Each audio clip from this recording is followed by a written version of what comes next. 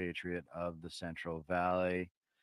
We are California lefties talking to you about national politics as well as getting into a little bit more of an existential tone tonight with defined terms in public discourse.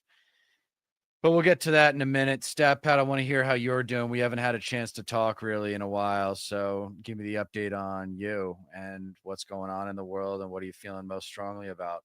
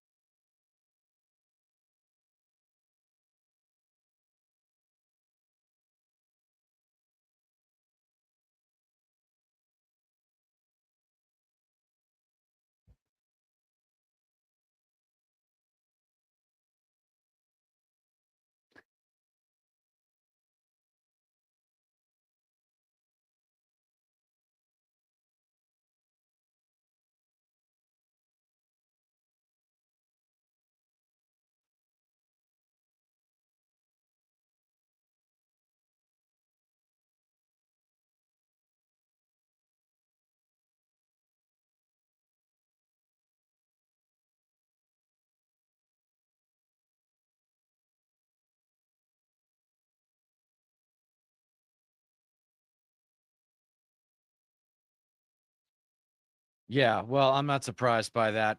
Um, you know, I actually admitted that I haven't really been in touch with the news outside of really Gavin Newsom hosting Charlie Kirk on his podcast there. There you go. Now you're better.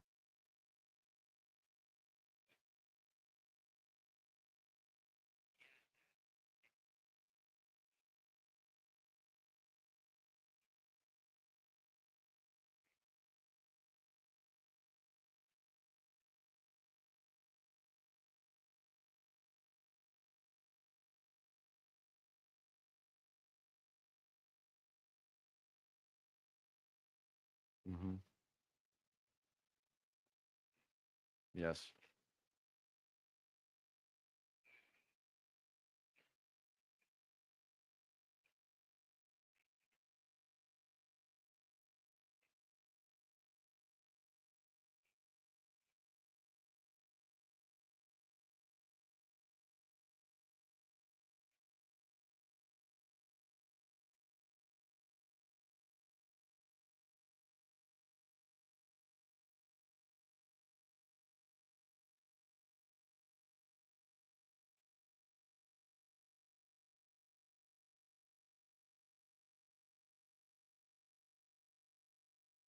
Attack. Yeah. Yeesh. Well, what's ironic about Gavin is that he kept talking about going on offense. And there was a prime opportunity right there to go on offense. And yeah, he's just preoccupied with getting everyone to like him. He thinks likability and electability are the same thing, and he wants to try to be like the peacemaker. I always thought he was going for the traditional like alpha male thing, which is kind of valuable right now for the left, to be honest. Um,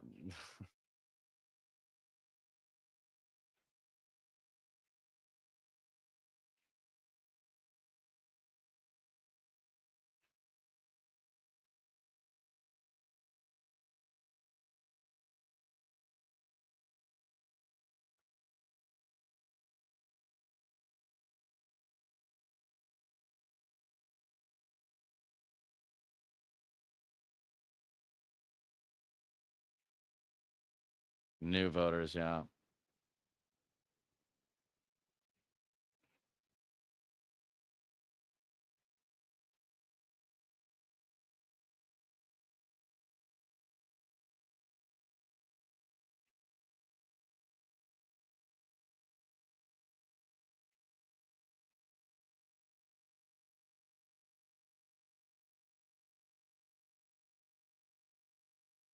Yeah, but the truth is that progressives have never really had power. I mean, since FDR, like it hasn't really had it. We kind of had some domestic policy there with LBJ and Kennedy, but nothing, nothing like in the tradition of FDR, which is what we need right now, is huge, big time structural change. And I don't see anybody on the neoliberal left trying to make that happen. The establishment left is what we should call it, the establishment left. And I think people are sick of the establishment. In this country, we have a predisposition to want something different from the establishment for various reasons. So that is something that I don't see being capitalized on. Someone coming out and being really anti-establishment. Um, but then again, what the hell do I know?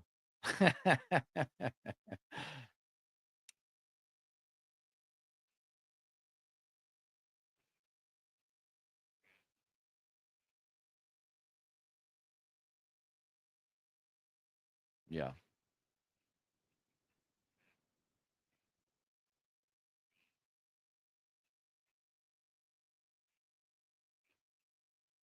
yeah,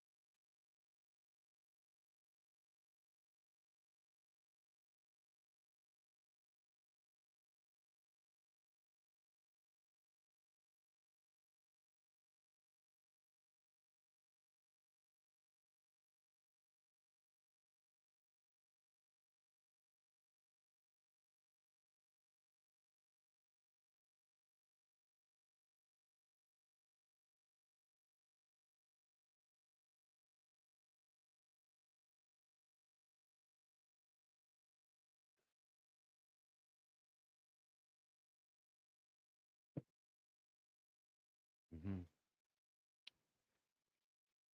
yep,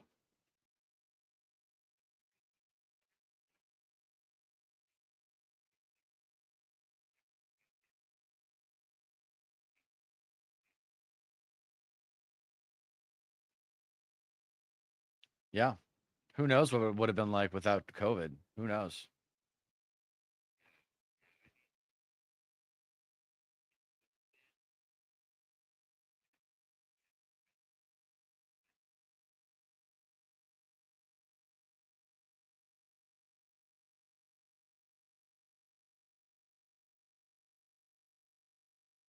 Yeah,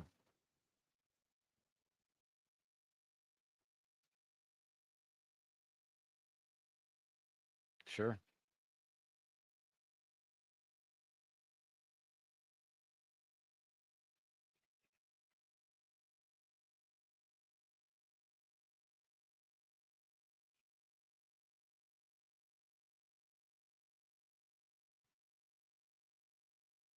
Hmm.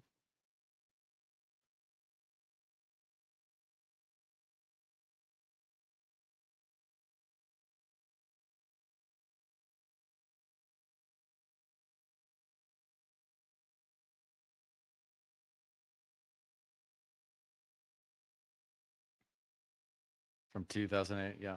Hmm.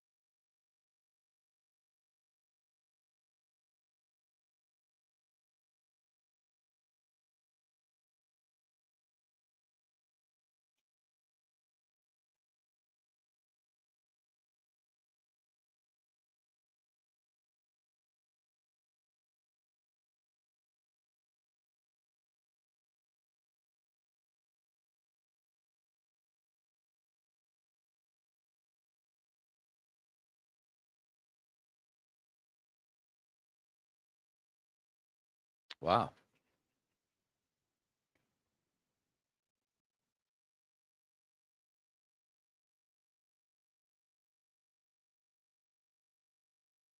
Yeah, I was doing some research the other day, and did you know that the top 10% of households in the US that own publicly traded stock own 93% of publicly traded stock?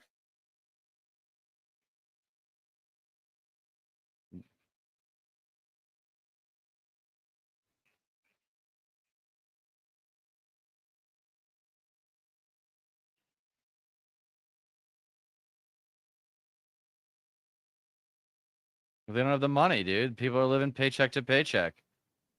People are living paycheck to paycheck. Like you gotta, like we keep talking about the working class in elections. It's like, what about the working poor?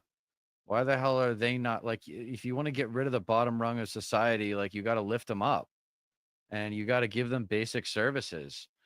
Do you know much about FDR's Second Bill of Rights?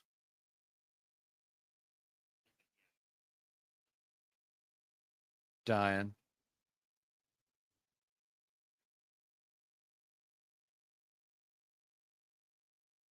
I mean, I think it's a pretty obvious play. I'm surprised no one's doing it. It's the right to a job, right to a basic wage, right to for farmers, businessmen, um, fair competition in business, decent home for a family, medical care, you know, adequate protection from the economic fears of old age, sickness, accident, and unemployment, and then the right to education. I mean, it's everything. It is the progressive agenda. So I lay claim to that idea. Nobody take it.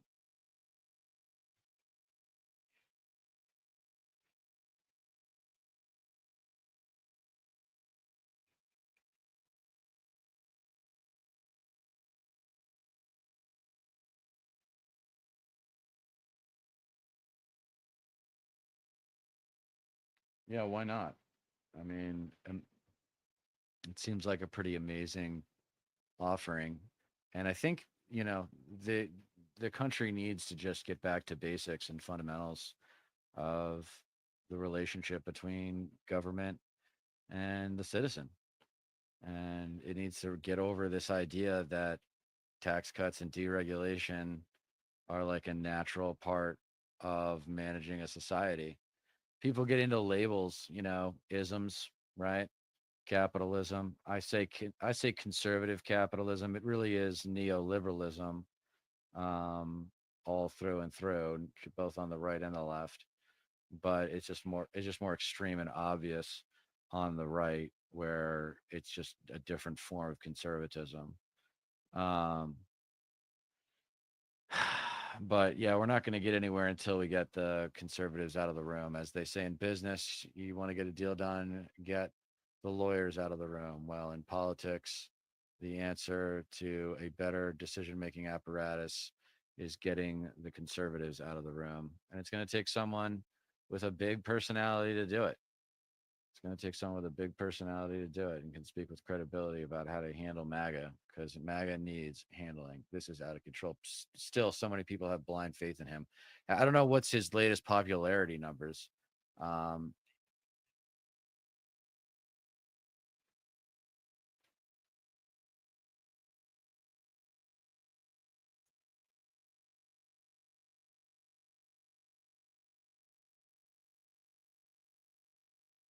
okay, 46% since he took office in his second term.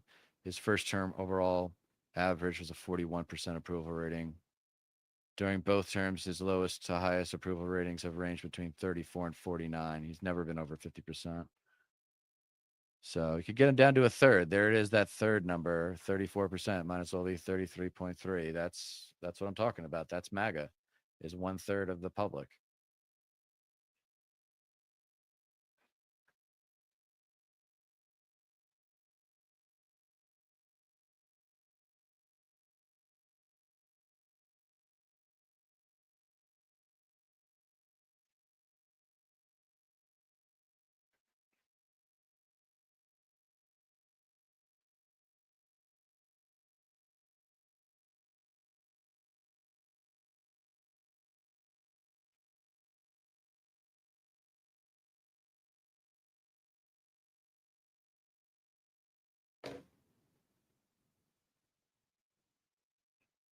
He's not even basically popular. He's not even close to as popular as Reagan was. Reagan was insanely popular.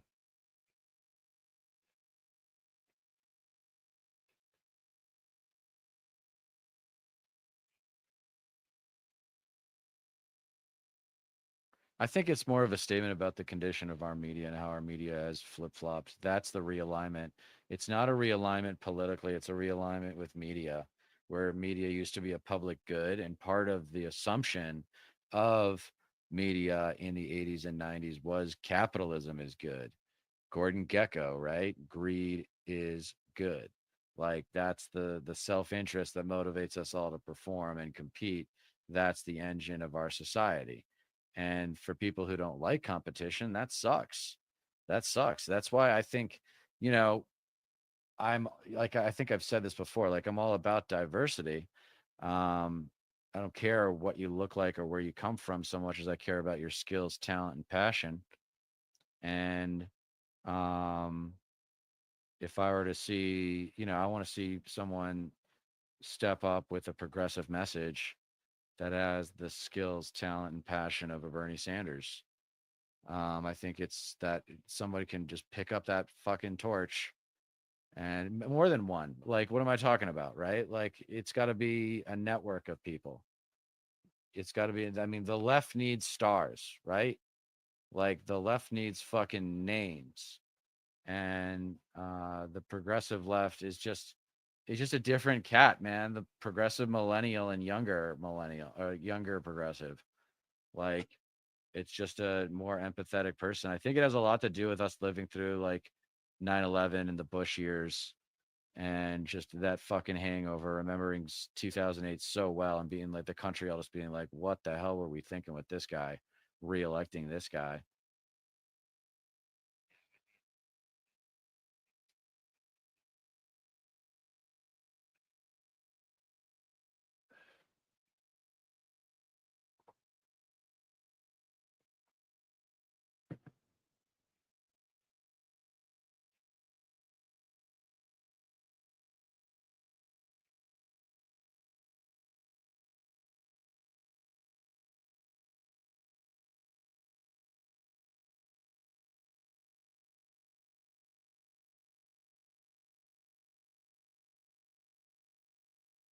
Right.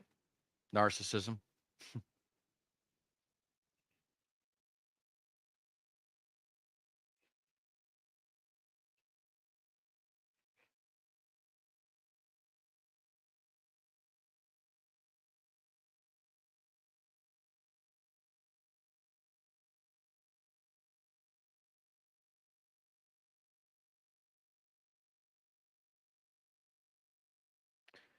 Yeah, I mean, Ayn Rand did a lot for conservative, legitimizing conservative capitalism. I mean, and it was, she was um, a really negative force in the world of thought leadership.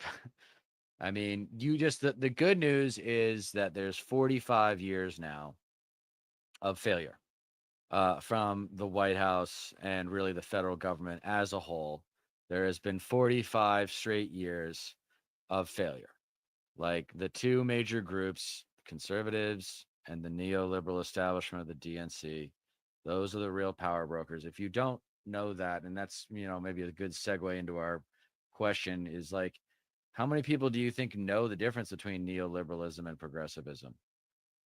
Like, what percentage of voters, what percentage of people? I mean, it's going to be more with voters than it is with people, but I would say, I mean, less than 20%, I would say, less than 10% probably.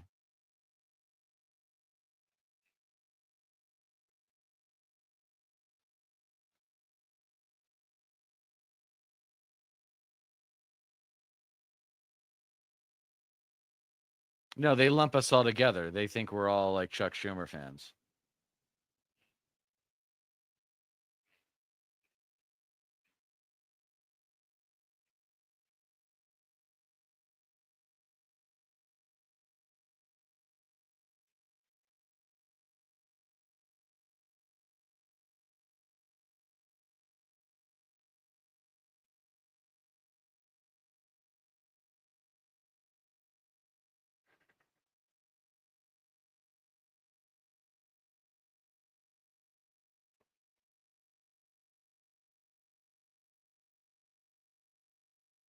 but don't overcomplicate it. Like the at the end of the day, all that conservative capitalist ideology is just a actually creative way of justifying individual greed and justifying people not innately wanting more, but a handful of us, maybe a third or 20%, who knows, you're good, um, want a ton more than everybody else. And it's we have to all get out of the way and accommodate that ambition I guess and selfishness. I there's been no audio from my end on my stream for the past entire stream, like for for Oh 20 no. 22 minutes. Yeah, Oh how no. fucking frustrating. I want to die. Oh no, This that's is okay. Well, they're hopefully they can go over and reset watching on here on right. my channel. Yeah, God, that's so fucking Well, embarrassing, dude. Uh, God damn it. Oh my God. Okay, so what were we talking about? Let's just pick up Well, where we left just off. roughly how many people do you think know the difference between on the left, I guess, because what you're saying is that there's no way in hell conservatives know the difference between neoliberal and progressive. Very few of them. No. Maybe like, 10% of them, Yeah. or less. And how many people on the left do you think, people who vote Democratic or would if it were more convenient to vote Democratic? Who do you think, at what percentage of them do you think would know the difference? Yeah. I mean, they when it comes to voting generally, it's like a lot of it is definitely team mentality. Like if you're interested enough in politics to actually register the vote and actually like make your voice known, then thank you, Tracy. Then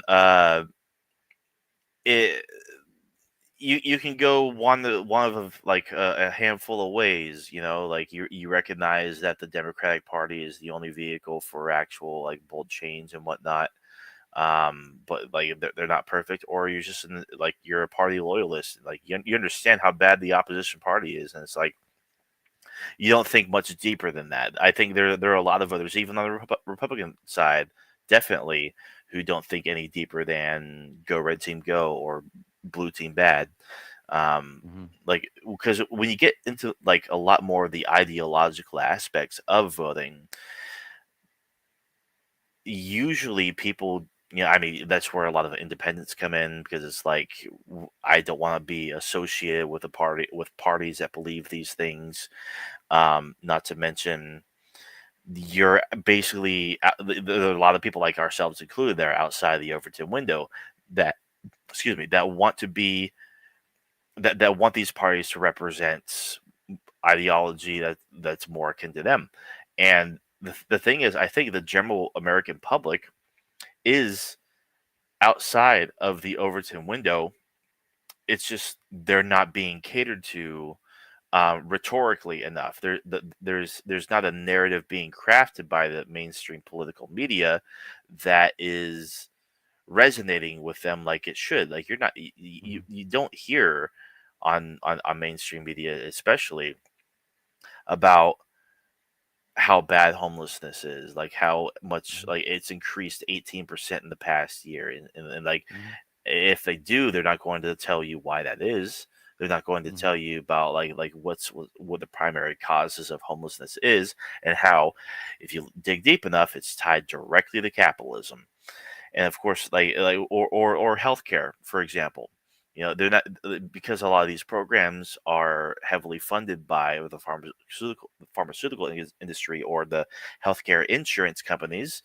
They're not going to point to the root causes of why the healthcare system is so dysfunctional and why you're being screwed over, and like even though you pay a copay or a premium every single month, you're not going to get the best care even though like you shell out so much for it.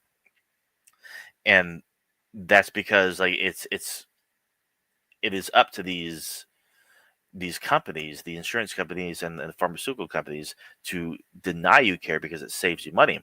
It saves them money, and it's also up to them to push as many drugs upon you as possible, so that way your income that your limited income that you get every month is going to these pills to make you feel better, Hmm. instead of you know, uh, they want you to be a customer. Is the gist of what I'm getting at. Yeah. Well, that's actually kind of an argument against UBI right now, right? Hmm. Like, so if you just cut people $1,000 checks a month, that's just going to go in towards their rent, Hmm. right? In most cases of the working poor, they're not owning where they Exactly. live. 100%. So it's It just goes. going into their rent. So it just goes right into the system Yes. and it doesn't actually get to the root cause of that problem. Right. So I like the idea of UBI, but it's like step nine. Hmm. Like we got to get universal health care first. Yeah. We got to get raise the minimum wage. We got to I think I was kind of lukewarm about wiping the slate clean for student loan debt, but think of the benefit to the economy that would come from wiping all that debt clean Yeah. and how loyal and just the political pragmatism of it, where all those students would feel incredibly loyal for the next 20 years for wiping the slate clean, Yeah. get a nice fresh voter base. Yeah. If But I. it's got to be big, man. Enough of this small time stuff. We got to rethink the. Trying to Mhm. come up with a way to simplify it. And I don't know. You let me know what you think of this, but it's like government is good. Counteracting Reagan government is the problem. Mhm. The government is good because people are good. Yeah. Yeah. I mean, my immediate reaction to hearing that is it sounds like when Hillary Clinton said America is great because America is good. It's just like, what the fuck does that even mean? What are you saying? But But you got to counteract Reagan. Like the that's two it. figures, That's the thing. the two figures that I'm going to go out with unabashed passion Hmm. are Reagan and Clinton. I Yeah. mean, W was not that long ago. People can go read up on W. I don't think Hmm. anybody disagrees that he was a failure of a president. Of It's amazing course. that he got two terms. God. Um, Right. Yeah. I so mean, you blame the another Democrats for testament to that. Democratic Party. Yeah, Yeah. and No kidding. Yeah. they're Some things never the change. loserdom of the Democratic Party strikes again. Right. The more things change, the more they stay the same for real. Um, yeah. That message does need to be reignited. Honestly, government And is that's good. It's what the not the. beautiful thing is. I think the message is pretty simple. It's just no one's communicating it. Mhm. Like the what is intellectually required in this moment is not so different from an alcoholic hitting rock bottom and having to get a sponsor and into the system of Alcoholics Anonymous. Yeah. And our alcohol is various forms of conservative ignorance.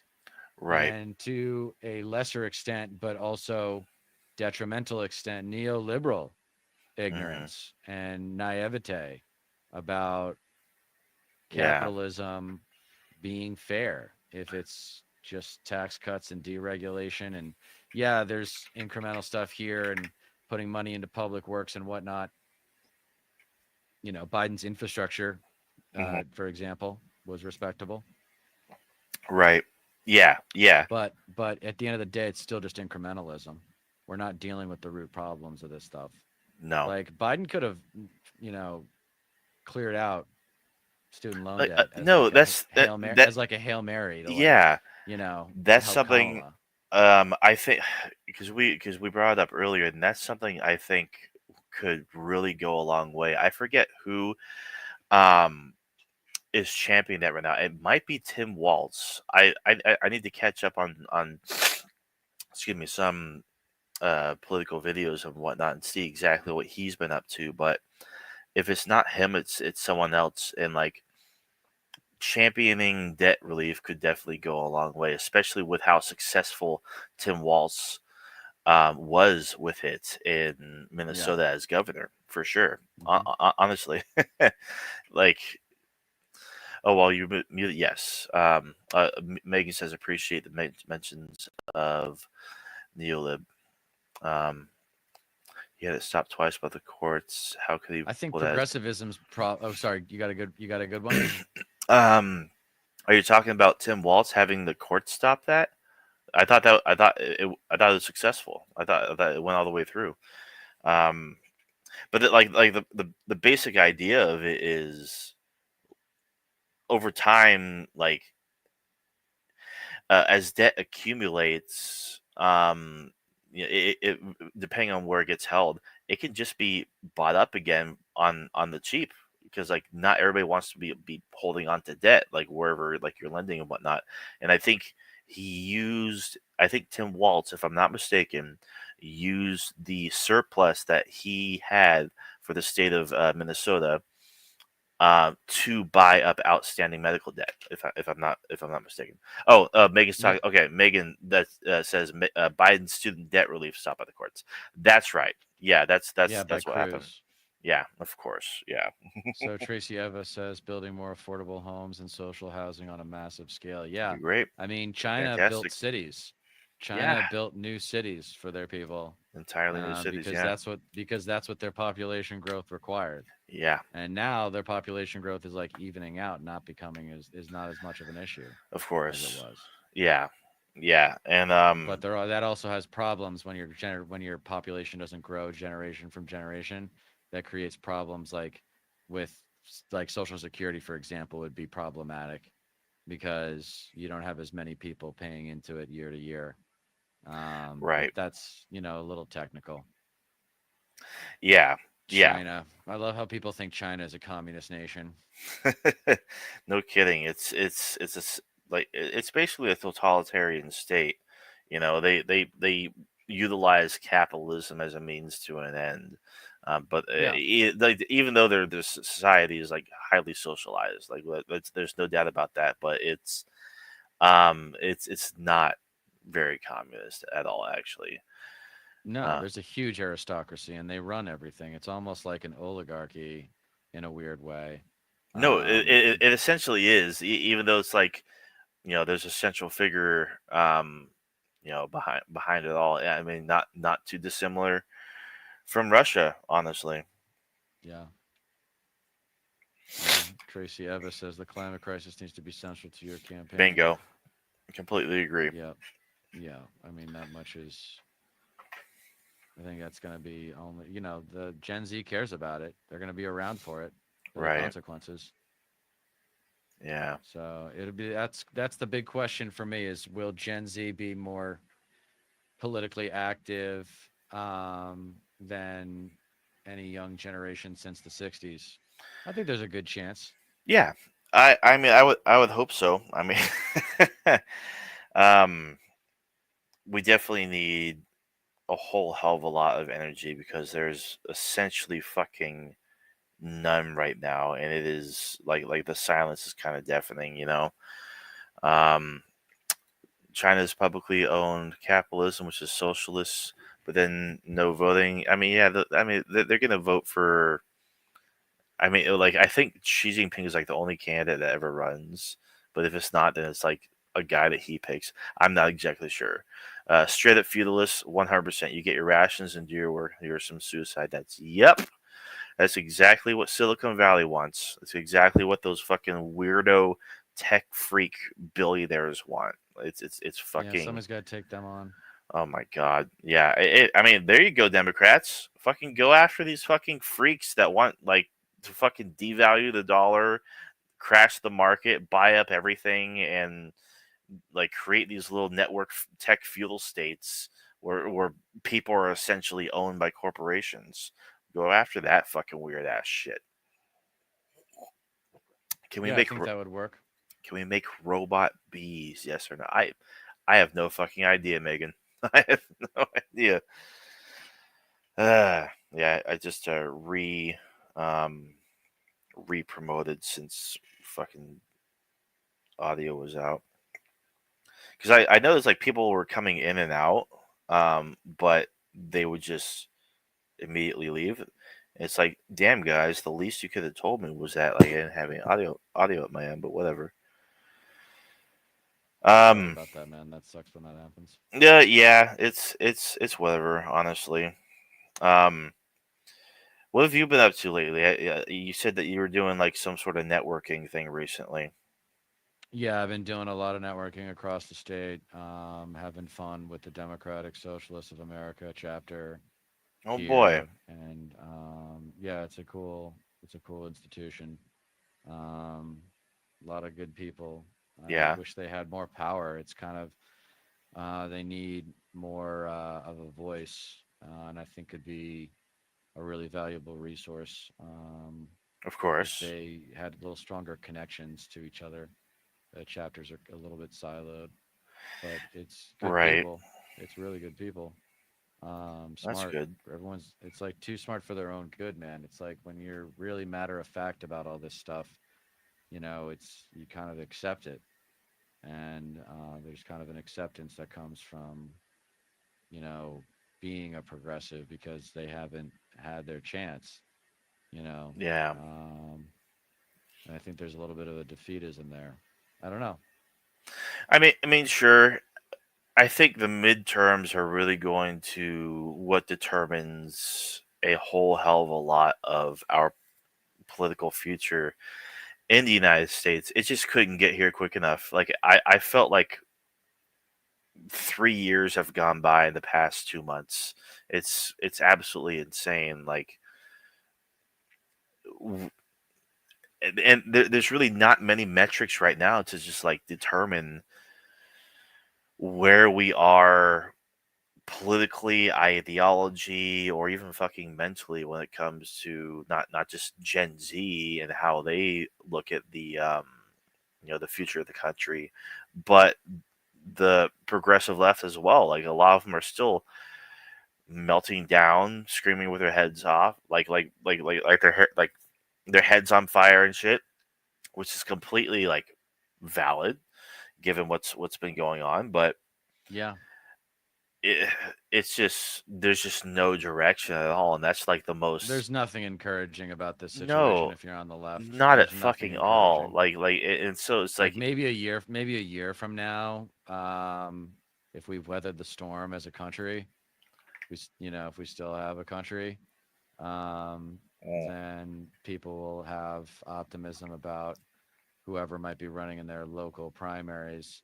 But it's going to be a little while.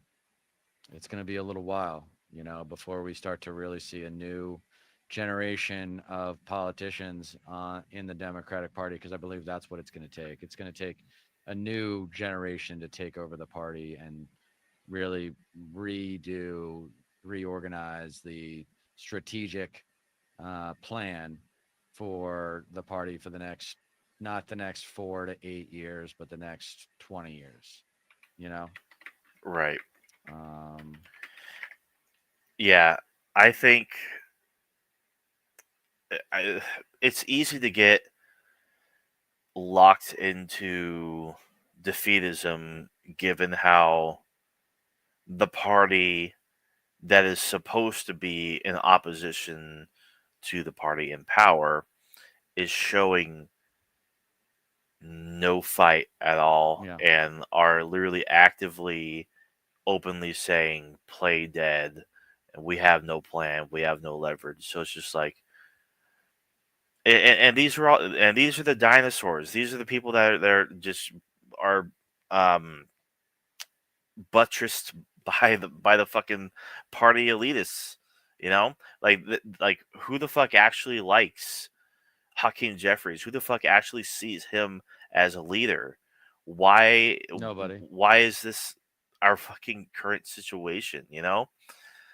It's like I went to a show last night and it was me and my buddy and we were driving on the way up there and he is a big time libertarian, like small government and you know j- don't tread on me, one of those kind of guys. But he even gets like what the Republicans are doing right now is fucking insane. Like he is a big like Ukraine supporter. It's like fuck what Russia's doing. This is complete and total bullshit. Like we're basically betraying them, and like Trump is lying. All this shit. not to mention the rights that various people are starting to get taken away, or at the very least attacked right now. Even he sees like like between the current two party duopoly, there's just it's just hopeless because he's always been like a libertarian party guy, and things like if they had their shot, if they had like their heyday, like they might actually be able to like make a difference. It's just like what's really frustrating about third parties in general is like you would need to get rid of first past the post voting and implement at the very least ranked choice voting. That way, like these other parties can not only get like federal funding, they would actually have a chance to gain seats, especially at the federal level. But there's just no system, no systemic organization or structure to any of it. So it's just that way by design. It's like the system is currently fucking designed to frustrate everybody not a part of it or not Mhm. going along to get along. It's yeah, it's just fucking it's endless. Will do, Tracy. Um, yeah, man, I'm pretty depressed about things in general. I have a weird sense of, you know, acceptance about where, we're just going to try to get through these next couple of years, and hopefully we're okay on the other side of it, you know, because the country is going to be a really different place Right. 2 years from now. You're saying Megan, like AOC didn't even sign on the letter. Like that's actually really surprising because I know which letter you're talking about. The one that was signed by like Ilhan Omar, Ayanna Presley, Al Green, Rashida Tlaib to immediately release the guy from Colombia because he was literally just fucking kidnapped by ICE, and like he has a green card, he has a visa, and like they basically told him like no you don't. And so like AOC's like Wow. if AOC's like, well, if they can do this to this guy, they can do this to anybody. They can make an example out of fucking anybody, and Right. that's what's most fucking scary about this shit. Um, yeah, yeah, a letter on the Israel thing. Like 13 is yeah, the Columbia guy. Yeah. Um, yes, yes, Meg. Yep, I'm catching up. I'm catching up. And now Rubio is saying the ball is in Russia's court now. Shit is about to get serious. Megan here is referring to, um, I guess Ukraine and U.S. have agreed to a 30-day ceasefire, and yeah, she's saying meeting today in Saudi. I think you mean. Do you mean Saudi Arabia? Because that would make more sense. Um, Russia has yet to sign on to this deal, like agree for it to go forward.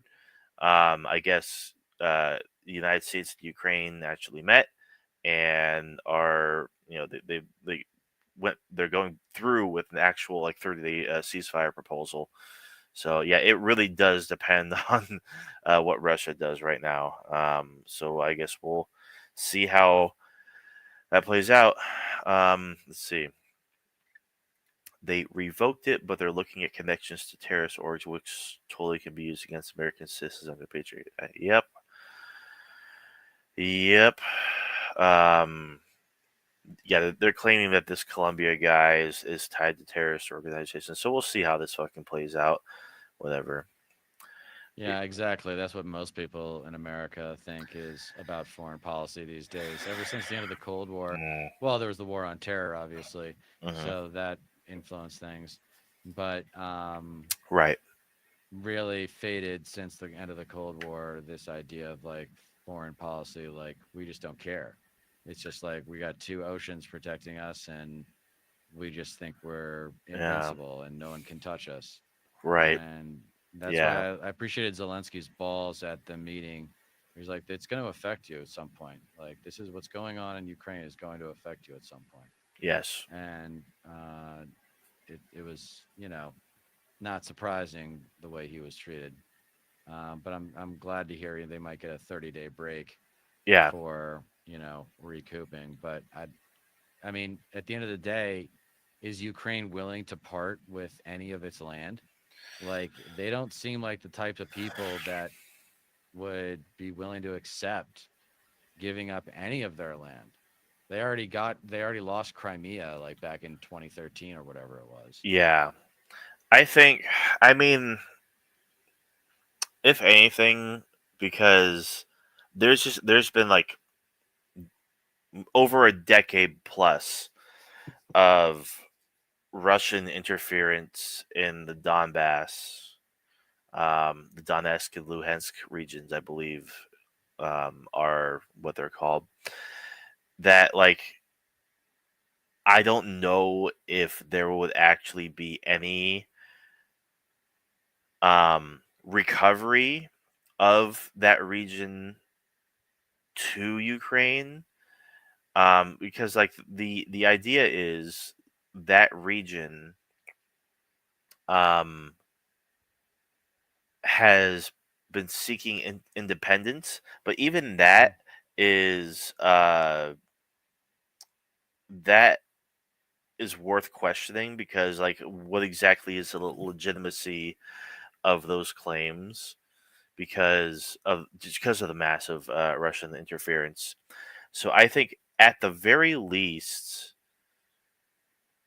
with multiple powers involved, that region can opt for like complete and total independence from both Ukraine and Russia. Hmm. But it just depends on like how Putin sees it and how Zelensky sees it. Not to mention, like if anything, like the people in this region should be the ones to like dictate their own their own borders, so to speak. If it is, if it's a serious thing, especially like because if you if I was Ukraine, I would take a look at it and I'd be like, well, if I can't have it, you can't have it either. Let's like actually make it an independent state. Now, of course, nations don't have friends; they have interests. They don't like so more than likely like they're going to be aligned with Russia. Like this independent region, like if it's been interfered with for so long, the Donbass would be more friendly to Russia and Russian allies, and so down the line, that's probably just going to cause more fuel for the fire when it comes to the tensions between the Russian side and the Ukrainian side. So it's a very complex issue. There's no telling how it's actually going to play out.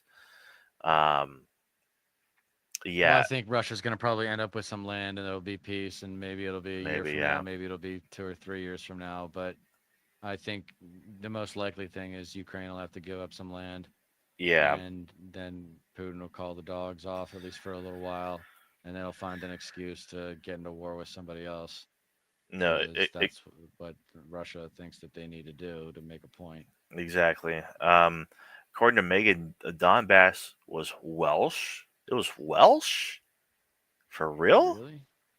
That's hard to believe. That is hard to believe. Voted to be independent, if I remember correctly. Yeah, I remember we talked about that, and Ukraine said the elections were rigged by radicals, and there is there is some merit to the claim that those elections were rigged. On one of my previous streams, we actually dived deep a little bit into it regarding uh, the voting process and like how it actually became independent, and not to mention the Minsk agreements as well. There's a whole lot that you can find out on Wikipedia when it's all sourced and whatnot. Okay. But yeah, I mean, we'll see. Megan also makes a fantastic point, and I completely agree with her from a little bit earlier. Dems should call for abolishing the Patriot Act and related internal spying allowances. I could Yeah, not agree more.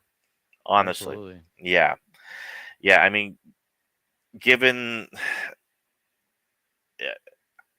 tough luck, honestly, because I wouldn't be surprised within this Trump term that the Patriot Act gets expanded drastically, especially with the announcement of hundreds of billions being funded over time into Larry Ellison's pet AI infrastructure Yeah, project and whatnot. scary. And the fact that they want to utilize said projects and said infrastructure for a mass surveillance system powered entirely by AI. Yeah. Yeah, where are you at on that, Trump voters? Where are you at on that, InfoWars? Tracy Googled the most important city in the region today was founded in 1869 by Welsh businessman John Hughes Really? on the site of the old Zaporizhian Cossack town of Alexandrivka. Damn. Okay. Fucking you nailed it, Megan. Good job. No, it's Tracy. Well, Tracy. well, so like Megan was right the Oh, first so she time. was right. Yeah, Yeah, yeah. So yeah. she, yeah. British Empire fuckers. Yeah, that sounds about right. Because fucking the Brits throughout fucking the centuries just stuck their dick everywhere. Yeah, Yeah. they got into it real bad, didn't they? They No, got of into it real course, bad. of course. Um, Like I think India is like the only actual country that managed to fucking like yeah, because wiggle of themselves out. Mountbatten, Yeah. Just the, wriggle themselves out of the man who gave away India. yeah. Yeah, that was well. So yeah, so they got off the hook a little bit because they gave away India, and hmm then they were huge when it came to beating back Nazi Germany in World War Yeah, II. of You course. know, they were tough as shit, and Yeah, they survived, and they didn't contribute as many bodies as the Soviets did, but right. And I'll it's and I'll it was give still I'll give significant. Churchill so much credit for that too. Like, because he Yeah, a lot of lefties have like issues with Churchill, but I'm still a huge fan. I mean, one of the Mhm. biggest balls moments he was when the French were invaded. He went in and sunk all the warships in the Yeah, French Navy. he I was he like, wow, so like when France was invaded by Germany, he sank the French navy. yes, so that I didn't know that. the Germans couldn't get their hands on it. Oh, okay, for sure. That checks out. Megan says, "I am off and right." I need to get that whiteboard. I don't know why I still haven't got that whiteboard. I keep on talking about it, but just add a couple tallies to that. Um, anyway, let's move on. Yeah, I won't explain any further than that. Yeah, no. Churchill was right about a handful of things for sure. He had a different. He definitely had a really particular. but do you know why he became so popular in Parliament when Hitler became a thing? Like after Neville Chamberlain blew it, and then do you remember why he became a big deal in Parliament? It's not complicated. It's because he was an expert on Germany. Hmm. He knew Germany better than anybody in Parliament. He was paying attention to Hitler before Hitler was a thing. And Right. so they needed a guy with this special, like, a particular set of skills, like they say in Taken. Can you hmm hear my dogs, by the way? A little bit. Oh, okay. Because they're howling, but I don't know how much they're showing up. That's fine. Um, Yeah, so, Churchill was a specific type of political athlete. He was a wartime prime minister. He wasn't, you know, going to divvy out like amazing new social programs and, Yeah. revolutionize the way that the country did political business. He came from an aristocratic family. Right. Like, No, of it's course. different there. It was different there. Yeah. Like, it's different. hmm It's just British. Like, it's not, yeah, they are ancestors in a lot of ways culturally, but we're still really different, really Right. different. That's Tracy. Tracy's from Britain. Right. Yeah. Yeah. Megan wants to see the dogs. She wants to see the dogs. Okay, Yeah. I'll see if I can get one in here. Come here. Okay. Come here. Yeah. Churchill's definitely a very interesting historical figure. Come here. He wasn't Come here. close to a communist, but definitely like despised the fascists. The puppers. Aw. Shh, relax, relax, relax. Oh. Look at the camera. Hello. Looky there. Hi. What a cutie. You're a This is star. Riker. Who's that? This is Riker. Riker. Yep, after the Star Trek character. Australian Here, Shepherd. I'm gonna let Australian Shepherd. Yep. Here we Oh. go. Here, baby. Here, baby. Skipper. Here. Oh.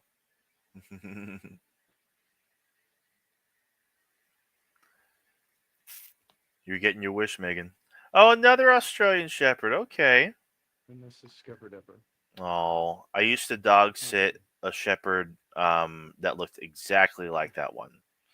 His name was Cowboy. Yeah, Australian Yeah, Shepherds, she's a star. really really good dogs. Yeah, we're lucky. We're lucky. Yeah, yeah, good dogs for sure. Yeah, I every now and then I haven't in a long time, but I would dog sit for an ex girlfriend of my dad's. Um, because I was just so close to the dogs as well, and she trusted me to dog sit for them when she would go out of town. And she has a blue nose pit bull terrier and a dachshund terrier named Pippi and Tig, respectively. Tig named after the character from Sons of Anarchy. Oh, nice. Yeah, yeah. I need to rewatch that show. Good show. Yeah, I've never seen it. I've heard it's good though. Yeah, yeah, for real. Um, do you do the slalom? Slaloms? What's that mean, Megan? What is that? Megan also says both have beautiful patterns. Yeah, very pretty dogs. Oh, thank you. Yeah, we're really lucky. We're not having kids, so we decided to go with we always dreamed of having those kinds of dogs. So we're lucky that they turned out to have such great personalities. All right. But I probably, yeah, I don't know if I should show them too much. I'm not going to show them on here too much. I worry about them, you like your kids. No, right. Yes, especially. I mean, getting more into politics and making a name for yourself, like not to get all like conspiratorial and whatnot, but like people see your offspring and like your family as leverage and whatnot, especially like if you're getting too deep into like dangerous political territory and whatnot, Yep. Yep. like No, it's going to be a crazy time. like the It's going to polls be a crazy time. you do a zigzag thing. I'm not exactly sure what you're referring to, Megan. Yeah, Megan wants children. Oh yeah, good luck. Hmm. Start saving for college. Right, right. I mean, let's start saving for children in general. um, yeah. So, what what is it about the what do you think had a bigger impact, the Fairness Doctrine or the Telecom Act when those got done away with? I think the Telecom Act was the bigger mistake. The Fairness Yeah. Doctrine, you can argue intellectually, was not valid because it said that you had to have both sides of the argument. Well, that implies that there's only two sides to every argument. And one of the value propositions of our show is that there's more than two sides to every argument. There's a third side, there's a fifth side, it keeps going. Right. Um, so with, you know, the fairness doctrine, it kind of just got rid of that requirement. But that didn't lead to like Hmm. CNN, MSNBC, and Fox News becoming what they are today. Like that really happened after the Telecom Act, Right. and there was a lot of consolidation within media. Um, Clear Channel and Sinclair swallowed up a bunch of radio stations and local TV Yeah. stations, and it got pretty sketchy with how much power has been consolidated. And that's why, someone's got to step up and say, we got to Teddy Roosevelt this bitch. It's not supposed to be this much consolidated power. No We kidding. need to break shit up. No. We need to Yeah. break shit up. I think progressives should definitely reintroduce both of those because, like, with media and the coverage of issues today, not having multiple perspectives on any given issue is a gigantic problem because most of the time you just get one.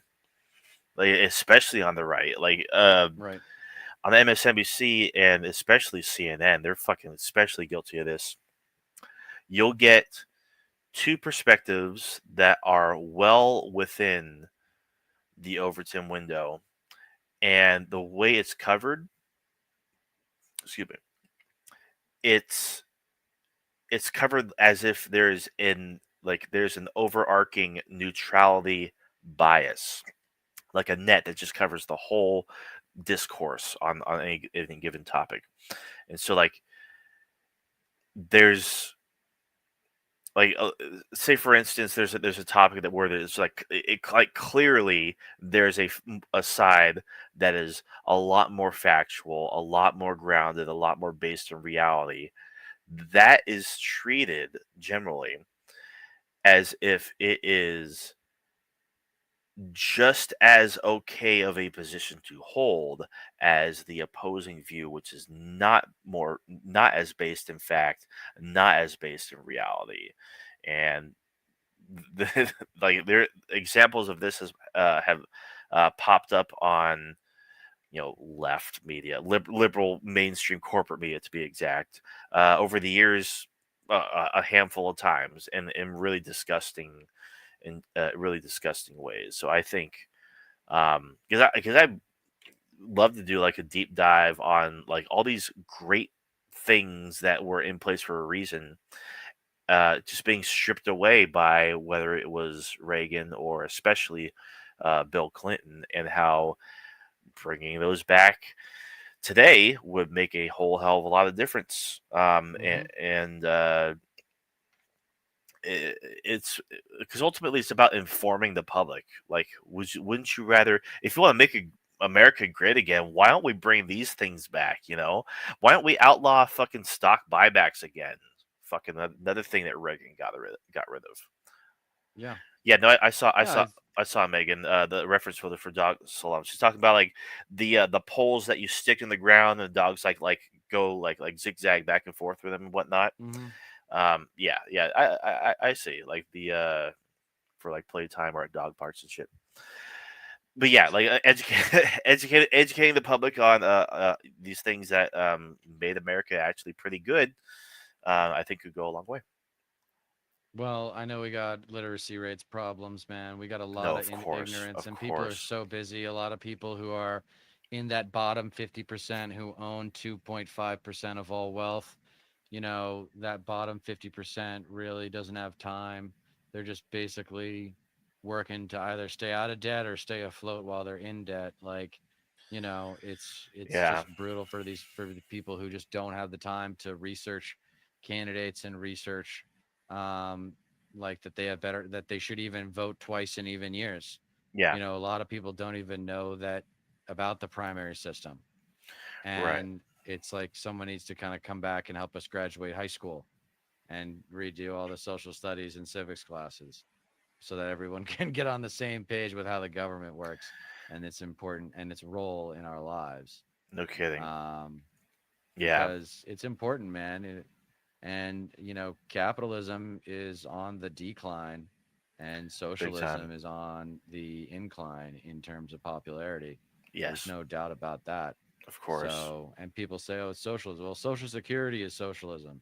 Hmm. Medicare and Medicaid is socialism. So It's like you just shut the hell up yeah, you because just those are the ask most people like, popular platforms. yeah, it's There's, like, do you not want more democratized say over the distribution of wealth and shit? Like, don't you want more democratized say over how companies are ran? Like, look at worker owned co-ops, right. like it these things have existed for a long time, and like to varying degrees of success, sure, but if done right, you can cut out like the one of the biggest expense for a lot of these corporations, which is bonuses to the board, the salary of the CEOs, and Hmm. distribute that amongst the actual workforce. And, and Right. and not to mention, it's like, why should you, as a working class person, part of the proletariat,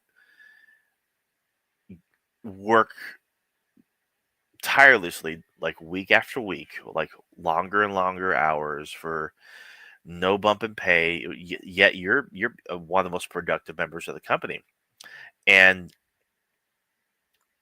all like the bulk share of that value created by your labor goes straight to the owner. That's not exactly a fair system. Like, even if that owner was a big innovator, in some form or another, it's just like, why should they be milking you as an employee? Like, because it's Capital. not, it's just extracting your wealth. It's because of risk. No, yeah. The capitalist counter argument would be, well, that guy took the risk by investing his capital in that business, so he owns it. Right. No, of course. Co-ops often fucked by banks for no reason. God, I wonder why. It's like the system's fucking rigged against collective ownership and shit. We should deregulate to allow more unionizing and cooperatives. It depends on Yes. it depends on how what you deregulate specifically, but I completely agree. But right now, it's with this administration, they're cracking down on unionizing, and they're making it so that the companies that do union busts aren't going to see as many repercussions for it, or it's going to make, like, it's just going to make it harder for retribution, I guess you could say. uh, Megan also says, not sure if it was a Supreme Court ruling about not working for competitors agreements being invalid, kind of recent. Yeah, like, for people who work in like a particular field but can't go to a different company in that same field because of like company secrets or some shit like that. Um, because that's definitely a thing. Like, especially in the tech field, people who, employees that sign non-disclosure agreements, Hmm. and and yet they still go to work for other companies and whatnot, and like, that's how, like, secrets get spilled. Like, there's a whole bunch of drama behind that, but I'm not exactly sure on the details. Oh yeah, at your work. Because Megan works for I guess you could say, a weapons manufacturer, like a contracting Oh, place. that's wonderful. No, of course, right? Yeah, works out of the office for someone who has a contract with some big name corporations that themselves are contracted with the military and whatnot. Well, imagine that. Yeah. Imagine that. Yeah, It's like subcontract. it's gonna take like the date that I keep thinking about is 2050. Like, where's this Hmm. country gonna be in 2050? Like Right. when the Gen Zers are our age, you know? Yeah. Yeah, no kidding.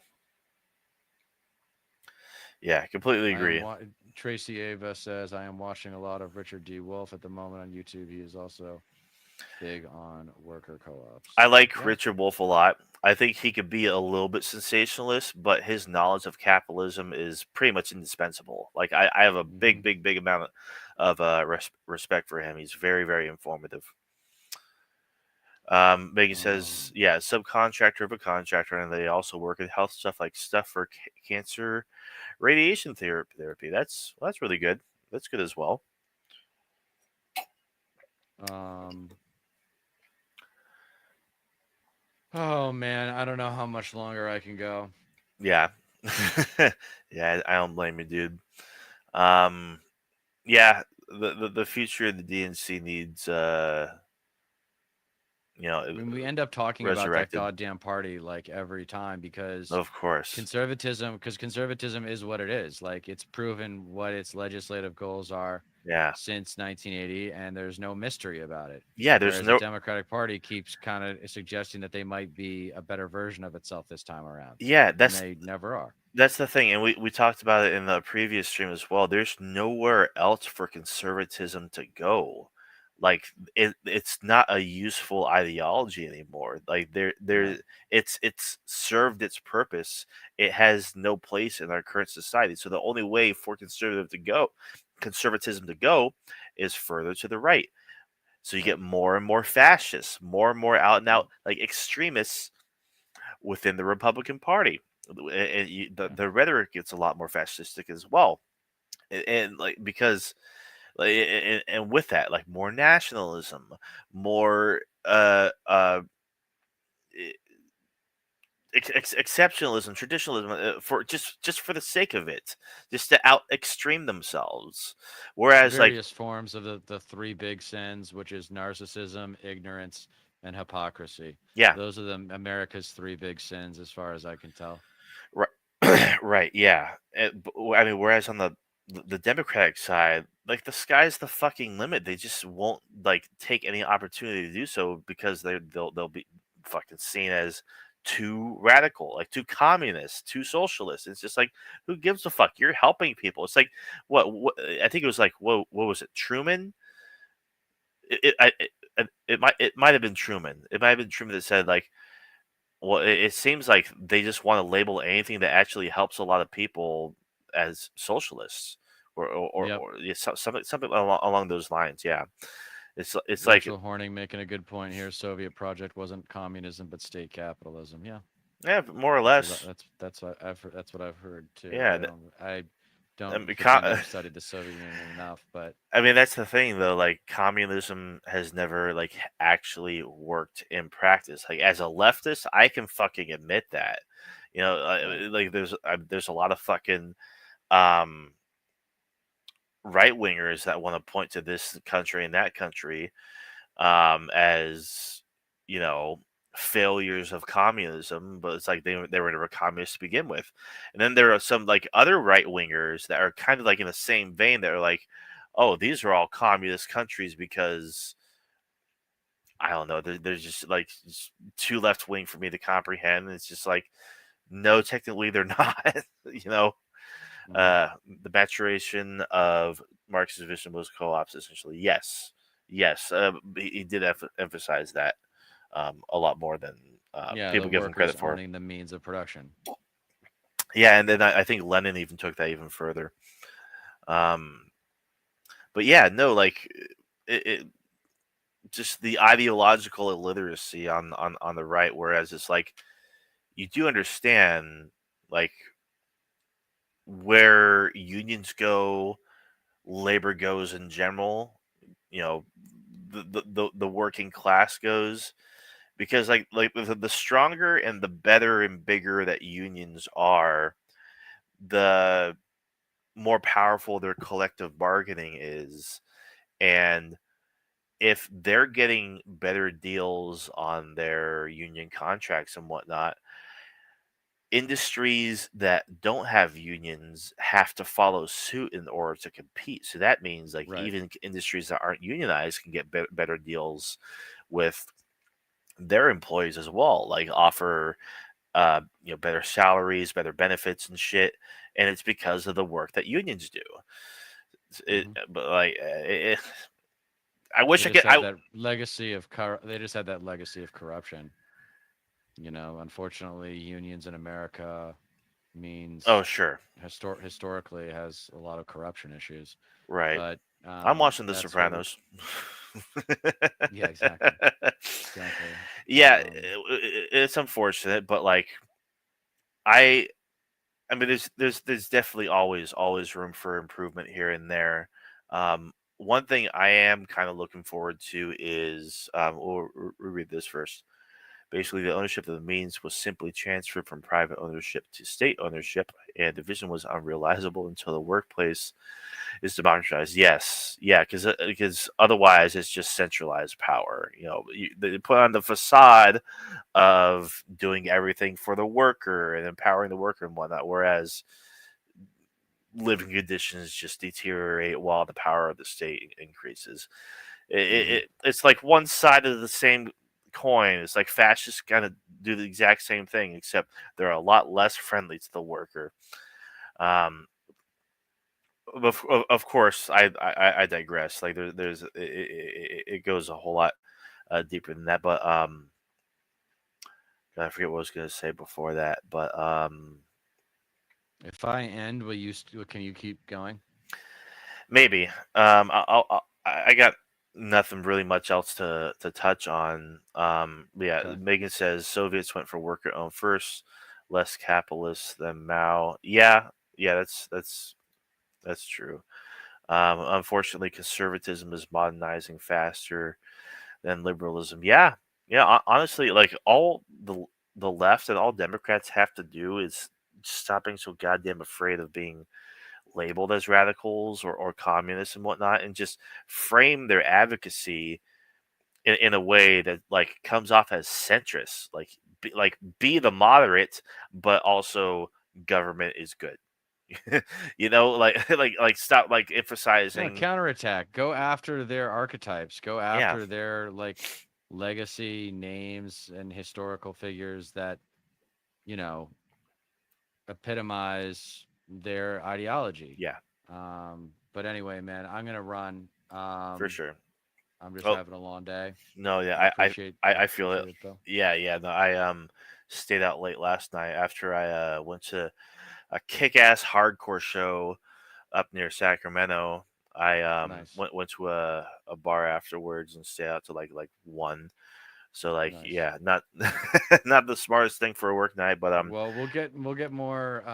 We'll have a much more fun stream next week for at the sure. same time. For Yeah, until then, the day for after. Stat Pat Stateless Patriot, I am Dieter McBusiness, reminding you that you don't get change in America by asking nicely. See you Thank you guys for the 18th. watching. Yeah, have a good night, guys.